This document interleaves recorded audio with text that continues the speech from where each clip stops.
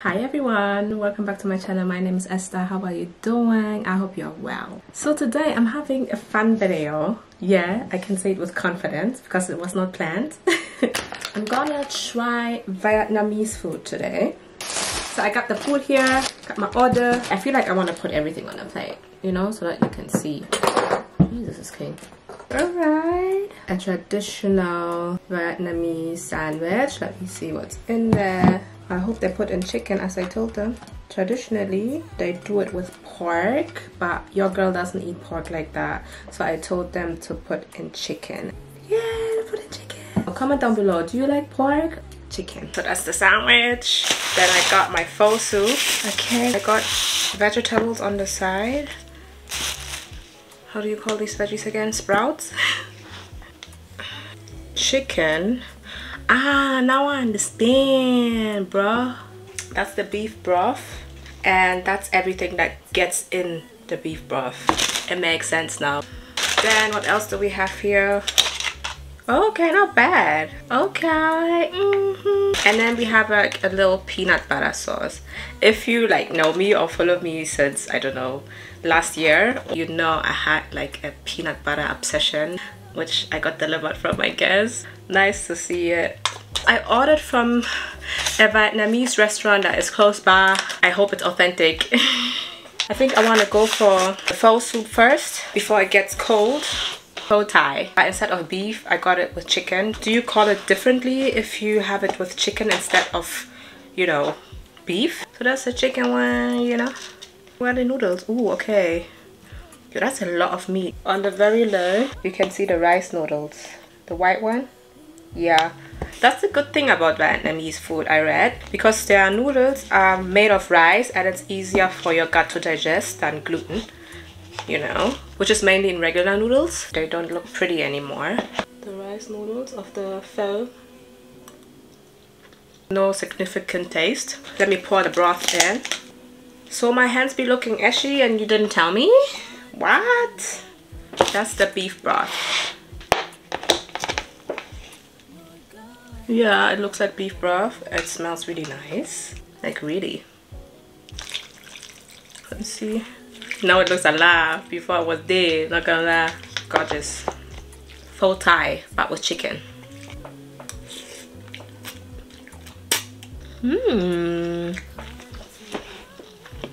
Not bad. I really like the broth. Oh my gosh, I forgot to show you what else I got. I also got a milk tea. I didn't know it was like a Vietnamese thing, the bubble teas and everything. I didn't know that.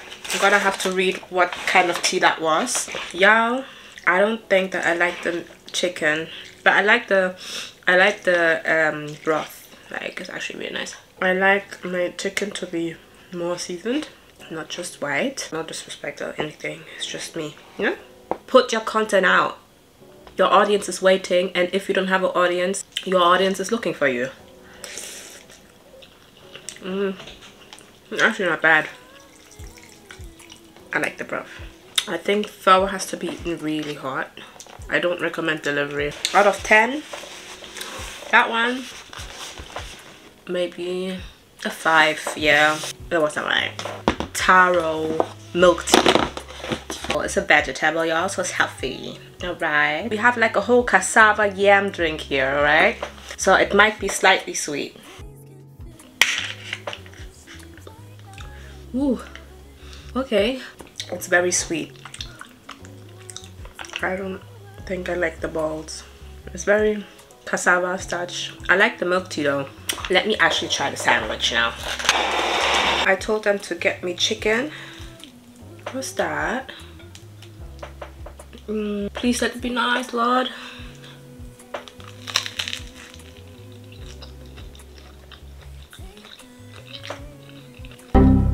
Banh mi.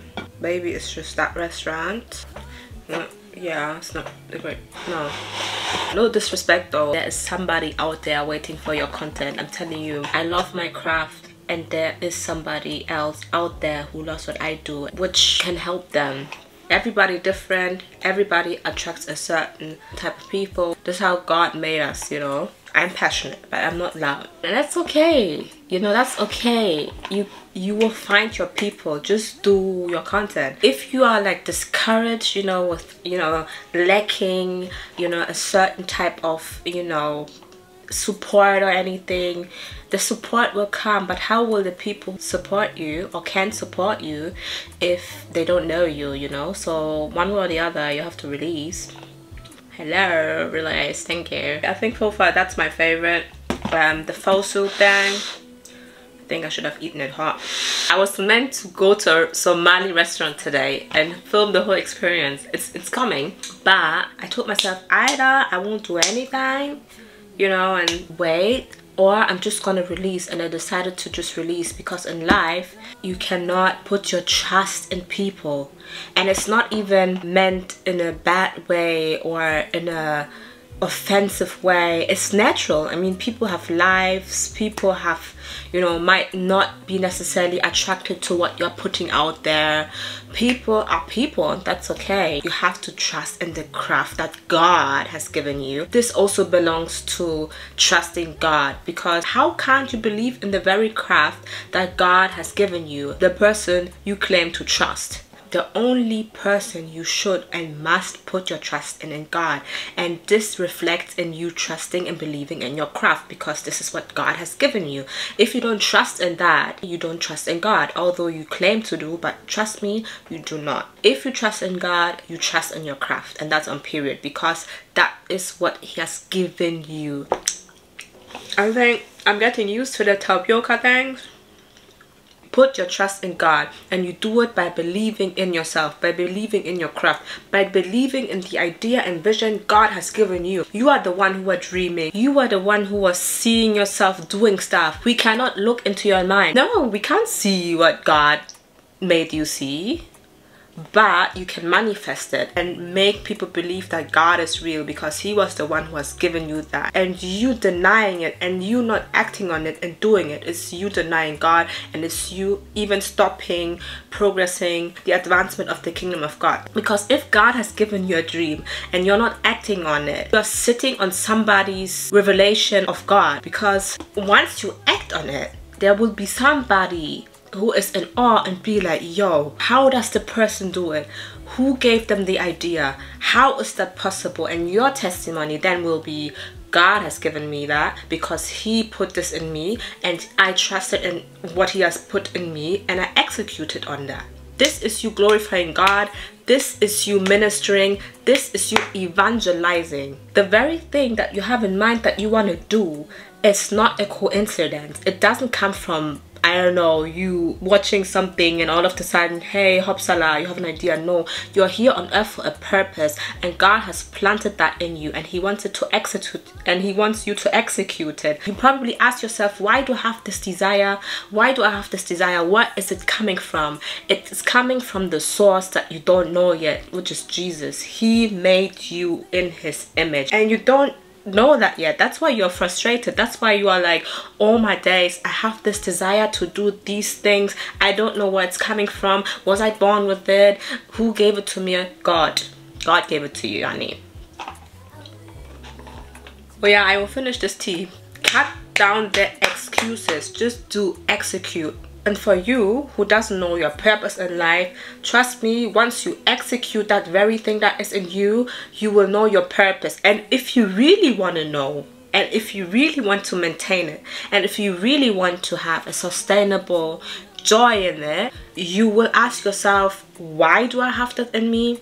Who gave it to me? Once you get to that point, look up for Jesus, study Him, get to know Him, and then let's have a conversation again. Once you have that revelation, once you have that click, your life will never be the same, I promise. What you have in you, these desires, these dreams, these visions, these are not yours. You are just the container. You are just the one to execute it. Only Sarah can execute it. Only Belinda can execute it. Only, I don't know, Veronica can execute it, because I designed her in a way that she can behold my glory accordingly. God entrusts you with a gift, with a craft, and it's so sad and heartbreaking that you don't want to execute it because maybe you don't believe in yourself. You think, who's gonna support me? How am I gonna do this? I don't know where to start. Bro, just start. Sis, just start. You have to understand that people are weird. Like, people are weird. Like, this is real talk. People are weird. Even you are weird. For someone, somewhere, somehow, in your ways, you are weird. And that's okay because we're all different. But don't let this hold you back. If you promote your things on Instagram and you feel not supported, create a new page, oh yeah, so that the algorithm can pick up on what you are doing and get your people. They're gonna push your content, they're gonna engage. Then you control the algorithm, or you just go where the love is. That means where you grow organically. You need to put your content out there, honey. Nobody's gonna do that for you. Listen, I was meant to have Somali food tonight. Here now I'm here eating Vietnamese food. I'm not really a fan of. Maybe I like the tea, the milk tea, the tapioca. We're gonna talk about that, I don't know, but maybe it's just a restaurant. Let me actually eat the prawn thing. It's called koi kun without pork though. It's quite sticky. It might be the same ingredients like the tapioca. Called tapioca. It has rice noodles in it, prawns, and mint leaves and lettuce leaves, I believe. It's actually not bad, you know. Thank God. I forgot to rate the sandwich. Out of 10, I'll give it a 4, no, a 3 even. I didn't like it. Sometimes they just can't relate to the content, and some people naturally just are not engaging. If you find yourself in that position, pack your things and move to another platform. This is what Abraham did too, okay? He packed his belongings, including his cousin, Lot, and he moved to another country. He left his father's house, start afresh. You as a creator, always remember your why. Always remember why you are passionate about it, why you want it.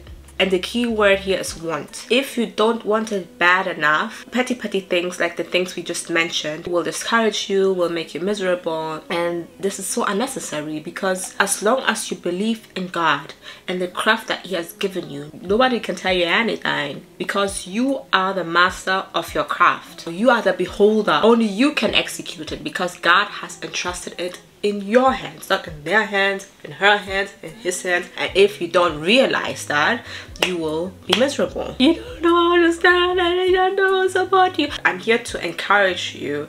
Either you cry yourself a river, and I mean it with love, or you just do it, okay? Because I believe in you, for example, and there are other people believing in you, but they don't know if you're serious.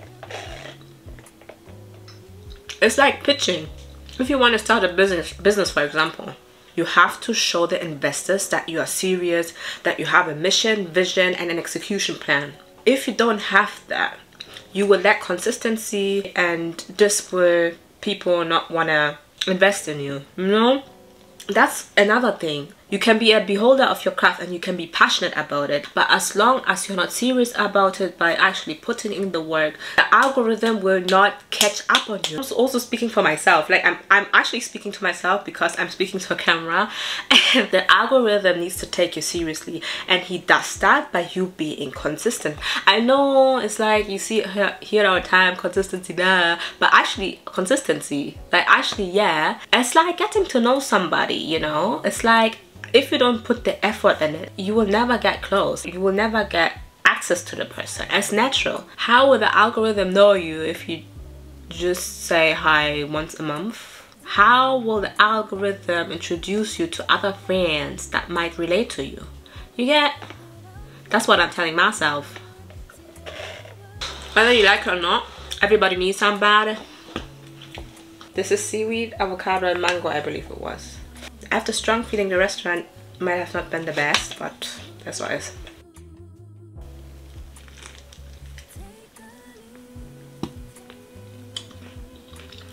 I really like that. Is there dessert in Vietnamese cuisine? I'm curious. I believe in you. Because I understand that God has given you a vision. I don't even have to know you because he entrusted you with it. And as long as it's God, the one I trust, I will trust what he entrusted the person he trusted with. It's literally not our own strength. Like, wow, God will humble you until you understand this. It's not your own strength. Who do you think you are? Like a very craft that the God of the whole universe and beyond gave you, and you think it's your own craft? You're brave. And not in a good way. You are brave. Comment down below, was that authentic what I ate? I think there's more room. You know I love you. Feel free to shout yourself out. Moral of the story, get yourself to work. Like no. There will be somebody who will be impacted by your craft. And this is why you're doing it. You will blow up. He'll make it in a way that we will get in a position that we understand we don't do it by ourselves. He wants everyone to be saved. And if you carry that very thing that can minister or speak to a specific type of person, people, he will expose you more. You have to understand that we are not doing it for ourselves. God will not allow you to take the glory. That's not God, or else he wasn't God. And if we are not executing his gift based on this perspective, he will not blow you. He will teach us first. He's teaching us how to be delicate with the craft he entrusted you with and showcast Jesus. Because if he doesn't teach us now, the head will be big, go to the extent that the very person who said, oh I love Jesus, oh I love God, will then say naturally, I don't need Jesus. If Peter can deny Jesus 3 times, trust me, you and I, we can do that. We are able to do that. And to avoid this, God will teach us first. Temptations will come. Why? To test us, to sharpen us, to let us understand that based on what we are experiencing, based on what you are experiencing, it is not to harm you. It is not to say that you weren't gifted or you weren't given a certain thing and you cannot do it or you dream too big. It is for you to understand once God puts you on that podium that you are not there because of you. You are not there because of what you can give, but you are there because you carry that very essence that God Almighty, the creator of the universe, put in you. And that's the very thing that people are craving, especially people who don't know him. You carry the answer. You are a creator. Who gave you the spirit of creation? The creator. We are all creators under one creator. And we execute what the creator creates through you. That's the beauty of God. Get to know the person who gave you this dream. We are too small to dream that big. You dreaming that big shows of his glory, but he allows us to dream that big. God trusts you and you have a great responsibility. So treat it well. Let's treat it well. That's huge. I still have to finish this because not gonna lie, the koi kun, is it called the koi kun? So sorry. The koi kun is banging. I'm a fan. And yeah, also the devil's roaring like a lion. Just be discerning. God has entrusted you with his vision. So you don't think the devil is scared of that and wants to fight it off and kill it. Learn how to manage it. It's really important, okay? Like, comment, subscribe. Yeah, I think that's the right order. Hit the notification bell so that you know when I post and you can click on it and let the algorithm know that people actually want to see me. But trust, if you don't want it, God is still gonna make a way. Have a blessed morning, afternoon, evening, however and whenever you're watching this, and see you the next time. Bye. I got 7.5.